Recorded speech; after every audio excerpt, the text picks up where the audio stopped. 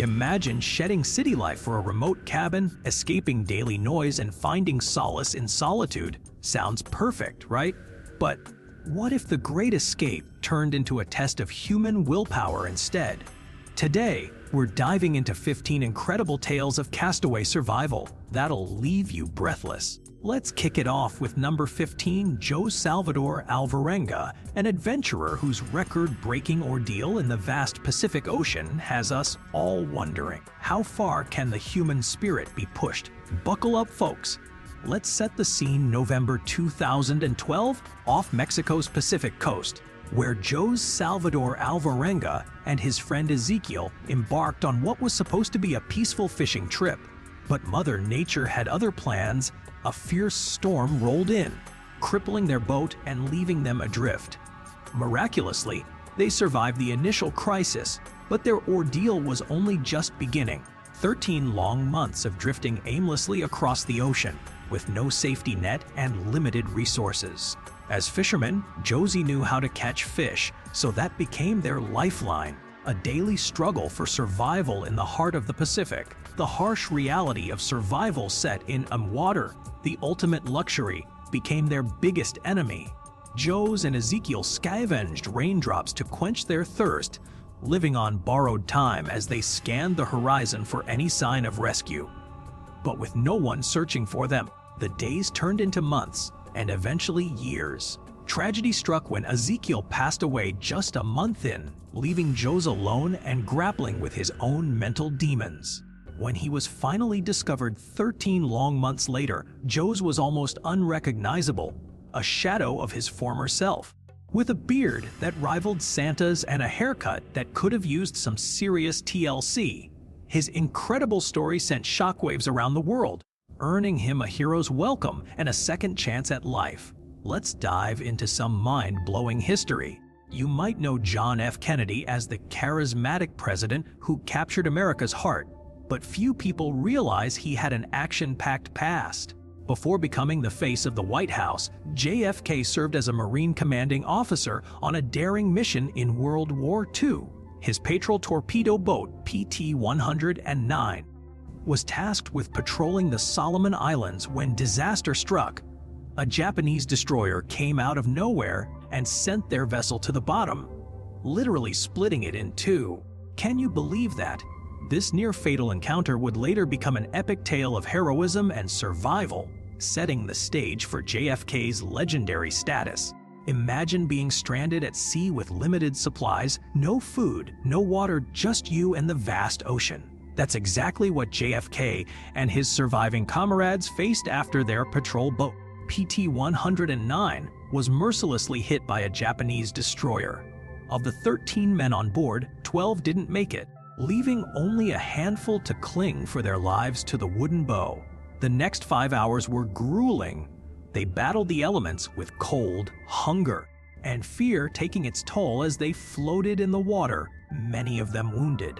The crew somehow kicked themselves to nearby Plum Pudding Island, where they'd spend 2 days without any basic necessities. Undeterred, Kennedy took charge once more, spotting a larger island, Olasana, in the distance. He even swam towards it, hoping for better luck. Although his gamble didn't yield abundant resources, the crew managed to sustain themselves on coconuts for an astonishing 6 days until their rescue finally came. That's the incredible story of JFK's test of endurance during one of the darkest chapters in American history. Let's dive into another real-life survival epic that's been immortalized in literature. You might know it as Robinson Crusoe. But did you know it was actually inspired by a true story? Meet Alexander Selkirk, a Scottish sailor who found himself stranded on an uninhabited island in 1704. His ship was headed back home after months at sea, but the captain had other plans. He wanted to stop for some fresh supplies along the way. Selkirk, being the seasoned sailor that he was, disagreed with this decision and asked to be left behind rather than risk going hungry or getting stuck in port due to bad weather. And so, his life took an unexpected turn. The captain, likely annoyed by Selkirk's descent, kicked him off the ship, leaving him on a remote island for almost 5 years. Imagine being cast away on a deserted island with nothing but your wits to keep you alive. That's exactly what happened to Alexander Selkirk. Not only did this feisty sailor want to head home, but he was also worried about safety, and he spoke up when his captain planned an extra stop for supplies. His concern: the extra weight would put the entire ship at risk of sinking. In a bold move, Selkirk told the captain he'd rather be stranded on an island than stick around.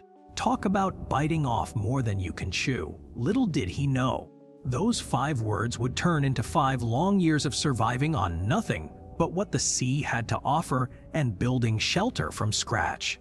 So here's the kicker: Alexander Selkirk didn't exactly become one with nature. He got a little help from some furry friends. He stumbled upon some goats on the island and scored big time. Milk for hydration, meat for protein, and fur for making his own coat to keep him warm. Fast forward 5 epic years, and guess who showed up? Pirates. Yep, those infamous scallywags dropped anchor on the same island, and when they found Selkirk, he was quite the sight, a Scottish castaway, wilder than any wilderness survival show. They took him back to civilization. But here's an interesting fact: can you believe it wasn't too long ago that kids were expected to roll up their sleeves and get down to business? Yep, hard work was just part of growing up back in the day. Buckle up, folks. Let's dive into the wild tale of Darcy Pelletier. This young whippersnapper was just 14 years old when he started his seafaring adventure as a cabin boy on a ship sailing through the treacherous waters of Cape York Peninsula near Papua New Guinea. Now, things took a drastic turn for the worse when the captain made some seriously questionable calls that sent their vessel crashing onto a reef. It was game over for that ship. Miraculously, many survivors managed to scramble into lifeboats and set sail for Rosser Island. But here's the twist: they weren't exactly welcome with open arms by the island's indigenous population. So, this group of castaways found themselves at odds with the locals and were forced to hit the high seas again, braving 2 long weeks without much grub or water before spotting another island on the horizon. Talk about a baptism by fire for our young hero. But wait, there's more. You see, after being ditched by his own crew on a deserted isle, things could have gone either way for young Narcissus. But guess what?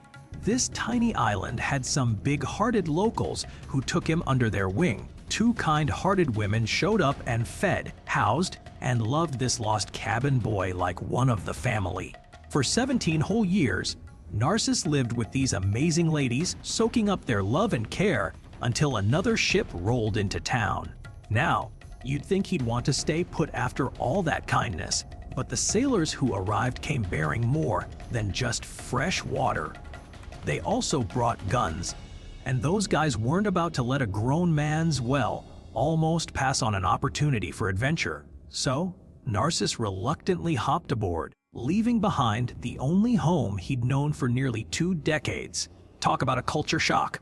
Buckle up, folks. Let's dive into the wild adventure of Philip Ashton, and what a doozy it starts with. In 1722, this guy got caught in a real-life nightmare when pirates snatched him from the high seas. The worst part, they'd planned to sell him into slavery, likes. But fate intervened and Ashton managed a daring escape.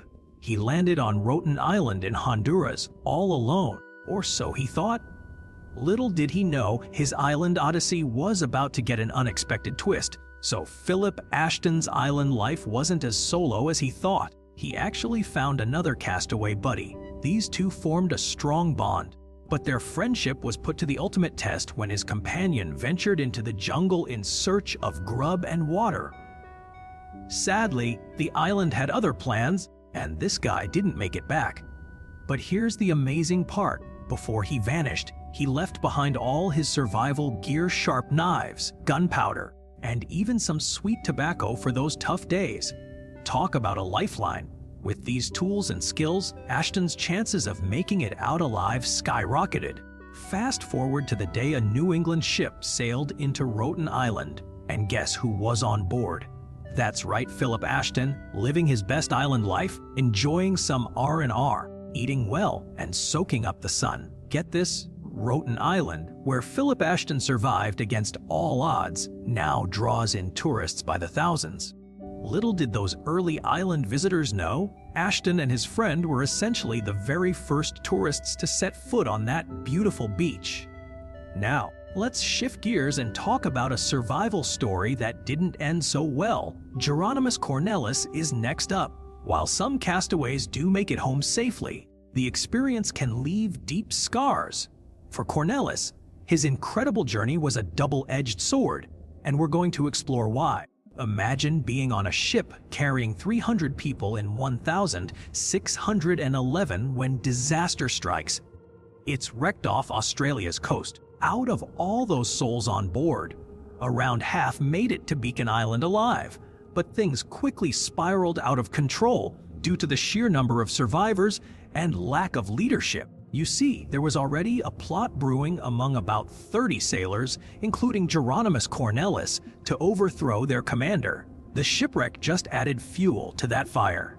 Now, with the commander MIA, Geronimus seized power and took charge of all. But here's the thing, he ruled with an iron grip, setting the stage for a story that will test your understanding of leadership and survival at its limits.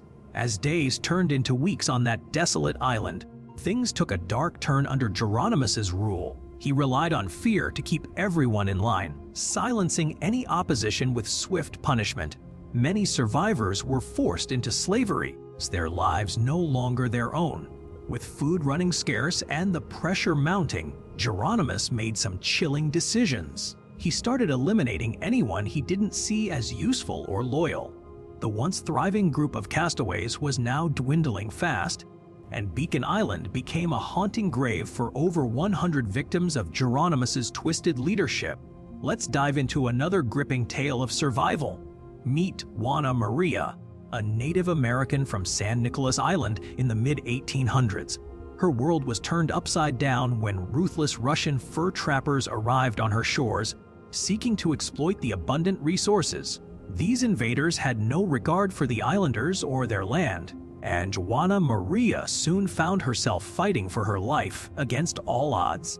A true story that would later inspire the classic novel The Island of the Blue Dolphins. Imagine being the very last person on an entire island. That's the life of Juana Maria after a hasty evacuation leaves her behind in search of a little one she couldn't find in time. For 20 long years, this fearless woman faces every challenge head-on, crafting a home from whale bones, braving the wild to catch food, and relying on sea otter fur for warmth, a true testament of human resilience and determination. But despite mastering the island's secrets, being alone for 2 decades takes a heavy toll on Juana Maria.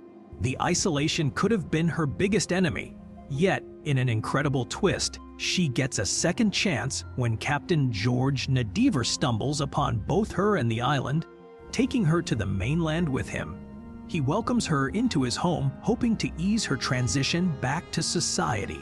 But Juana Maria struggles to keep up with all the new sights and sounds. It's a culture shock that ultimately proves too much for her, as she falls victim to dysentery just 7 short weeks after being rescued.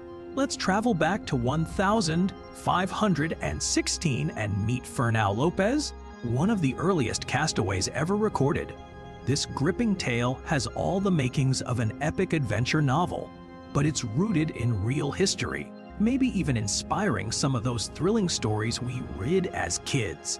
Fernão was a Portuguese sailor swept up in tumultuous times. He defied his homeland during the Goa Revolt and joined forces with Indian Muslims. But this bold move came at a steep price. Lopes endured brutal torture, only to be sentenced to further punishment on a ship bound for Lisbon. However, while stopping at St. Helena Island, Lopes saw his chance and made a daring escape. Unfortunately, he was the sole survivor of that deserted island, left to face the harsh reality of being completely alone. As Fernão Lopes lived out his solitary days on the deserted island, something amazing happened. He became a folk hero. Sailors passing by would secretly leave food and supplies for him, paying tribute to his courage in standing up against his tormentors. News of this incredible castaway spread like wildfire, even reaching the king himself. Instead of sending soldiers to capture Lopez, the king was so inspired by his story that he decided to pardon him. Talk about a second chance. However, Lopez had other plans.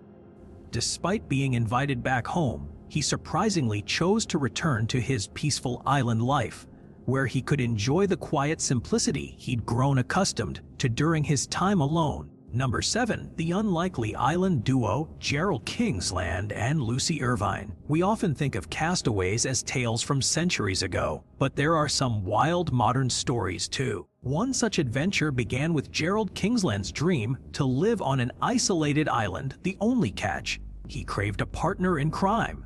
So, he placed an unusual ad that would change his life forever. And who answered the call? Lucy Irvine. Little did they know, this odd pairing was about to set them on a remarkable journey in 1982. Let's dive into Gerald and Lucy's story. This adventurous duo chose to be stranded on Twin Island, a whopping 100 miles from Papua New Guinea. Initially, they thrived for about a year, mastering the art of survival with minimal resources. However, their luck ran out when freshwater started running low, a harsh reality that we can't stress enough. Without water, our survival clock ticks down to just 3 days. As you can imagine, the couple's situation was getting dire. But here's where their story takes an exciting turn. They were rescued by the Badua Islanders, who sailed them back to safety on the mainland, giving Gerald and Lucy a second chance at life. Get ready for this mind-blowing tale. 6 Brazilian sailors embarked on an epic adventure that would end with them being shipwrecked on Fanadique Island. But here's where it gets even more incredible. Despite having access to all sorts of modern tech, they went old school and decided to send out a distress signal using the most basic method possible, a message in a bottle. Can you believe it? These sailors were determined to alert the mainland, and their trusty message in a bottle would be the key to their rescue. This is one story you won't want to miss, folks. Imagine being stranded on a deserted island with no food and barely any water for almost 2 whole weeks. That's exactly what happened to these 6 brave Brazilian sailors. Their engine had caught fire during their 10-day expedition, and what was meant to be an adventure turned into a fight for survival. With a dwindling supply of fresh water, they relied on sheer determination to make it through the tough times. In a last-ditch effort, they wrote a heartfelt note, including crucial details like their location, how long they'd been gone, and even personal contact information, and sealed it inside a message in a bottle. And guess what? The Brazilian Navy found that life-changing bottle ad. Talk about a miraculous rescue. Get ready for an incredible survival story. Let's dive into the tale of Ida Blackjack, a brave Inuit woman who embarked on an expedition to Russia in 1920, one that would test her limits like never before.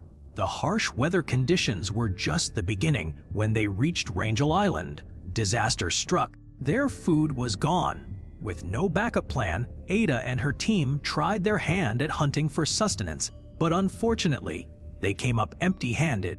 And this is where their real adventure began. Hold on to your seats. The situation for Ada Blackjack and her team just got a whole lot tougher. Think starvation, desperation, and a gripping dash for survival. 3 members of their group vanished into thin air after attempting to brave the icy, 90-mile stretch towards Siberia in search of food. They were never seen again. With her last companion gone, Ada was on her own against the merciless Arctic wilderness. But here's where it gets really amazing. This incredible Inuit woman refused to give up, and after years of battling the harsh conditions, she finally made it back home, becoming an overnight sensation and earning herself the legendary title, the female Robinson Crusoe. Let's shift gears and dive into a totally different kind of castaway story. Meet David Burgess, aka Driftwood Dave, who traded the spotlight for solitude by choice. This adventurer opted out of fame after his incredible journey, instead finding peace in England's stunning Exmoor National Park. We're curious to see how a man who knew what it means to be a castaway on purpose will share his unique perspective with us. Stay tuned. But here's the kicker. Living in a national park comes with some serious rules, and Driftwood Dave technically became an uninvited guest on this land for 30 years. Despite his dreamy beach house built from driftwood and treasures found along the shore, he wasn't exactly a homeowner, more like a dedicated squatter. The quirky little shack he called home had a front door, windows, and even a staircase, making it hard not to be charmed by Driftwood Dave's DIY masterpiece. But what really takes the cake? Driftwood Dave's resourcefulness. He turned dry leaves into a comfy mattress. Talk about getting creative with your surroundings. The park rangers might have tried to give him the boot, but this resilient beachcomber managed to outsmart them and land a sweet deal in 2011. And let's be honest, Driftwood Dave's story is totally a wild one. He lived off-grid, built his own home, and basically became a legendary castaway. Get ready for one of the most insane nautical tales ever done. It's time to dive into the story of those 5 fearless shark fishermen from Mexico. In 2005, they set off on what they thought would be a standard shark fishing trip from San Blas, but Mother Nature had other plans. A brutal storm hit their boat, and despite their best efforts, these seasoned fishermen got swept out to sea in the middle of the Pacific Ocean, with no sign of rescue, and only a few passing ships that couldn't spot them. They were left to fend for themselves, rationing meager rainwater and feasting on fish and seabirds for an astonishing 10 long months at sea. Here's what happened next to those shark fishermen. Their survival story gets even more gut-wrenching. With no way to cook their food, they had to eat everything raw, which led to a constant battle with illnesses and ultimately took the lives of 2 of them during those 10 grueling months at sea. But just when all hope seemed lost, a Taiwanese trawler chanced upon their drifting boat and pulled the remaining 3 survivors to safety in the Marshall Islands. The medical attention they received was more than welcome, but one of the guys had an incredible surprise waiting for him back home. His daughter had been born while he was still lost at sea. Now, let's switch gears and meet Tom Neal, a true castaway who chose to live life on his own terms. Find out why this Kiwi spent an astonishing 25 years on a coral atoll in the Cook Islands. Get ready to meet Tom Neal, a modern-day Robinson Crusoe who traded city life for island living. This New Zealander had a major midlife crisis at 51. He'd had enough of the hustle and bustle, and probably his neighbors too. So he packed up some essential supplies like food, tools, tobacco for his feline friends, and set off to find his own slice of paradise. Tom's naval days came in handy as a young guy. He knew about this island from back then, but little did he know it'd become his home for the next quarter century. The good news: the military had left behind some World War II buildings, so Neal didn't have to rough it too much for shelter. But let's be real, survival skills were crucial. Fishing, crabbing, foraging fruits and veggies, and even catching chickens became Tom's new norm. This self-proclaimed loner quickly gained a massive following as his story spread like wildfire, turning him into an unlikely folk hero of the time. But Tom Neal's incredible island adventure came to a bittersweet end. He had to leave his beloved beau due to health issues and sadly lost his battle with cancer just 8 months later. Despite this, his amazing story lives on in his memoir, An Island of One's Own, giving us all a fascinating glimpse into life as a modern-day castaway. Now, let's set sail for another jaw-dropping tale. Meet the Robertsons, an adventurous English family who packed up their trusty schooner and set off to conquer the seas, chasing their dreams of a round-the-world voyage in 1971. For the first 18 months, it was smooth sailing with breathtaking views and unforgettable experiences along the way. But little did they know, their adventure was about to take a dramatic turn, one that would put them over 200 miles from the stunning Galapagos Islands. But here's where things take a drastic turn for the Robertsons. Their journey hits rock bottom when their schooner is suddenly destroyed after being attacked by an unexpected and fierce pod of orcas. With seconds to spare, the family manages to jump into their inflatable life raft and tiny dinghy, but their survival struggles are only just beginning. For 17 long days at sea, they cling to hope on that fragile lifeline until disaster strikes again when the raft gives out. With barely enough room for all of them in the dinghy, they're left with an incredibly meager supply, a small stash of water good for just 10 days, and a bag containing mainly onions, oranges, and a tin of biscuits. It's clear things are dire, but the Robertsons' fight for survival is far from over. As their rations dwindle, they're forced to turn to desperate measures like catching turtles for food, drying out the meat, and even drinking turtle blood when their water runs out. And just when you think it couldn't get any tougher, 38 days into their nightmare, a glimmer of hope appears on the horizon in the form of a Japanese fishing trawler, the Tokomaru 2, which spots their distress flare and changes everything. The Robertson family's harrowing ordeal finally comes to an end when they're rescued after 38 long days at sea. But as we look back on their incredible story of survival against all odds, it's clear that this journey was a tough lesson in the importance of preparation. And even then, nature can still throw some unexpected twists our way. I mean, who needs to worry about navigation or supplies when orcas show up uninvited? No amount of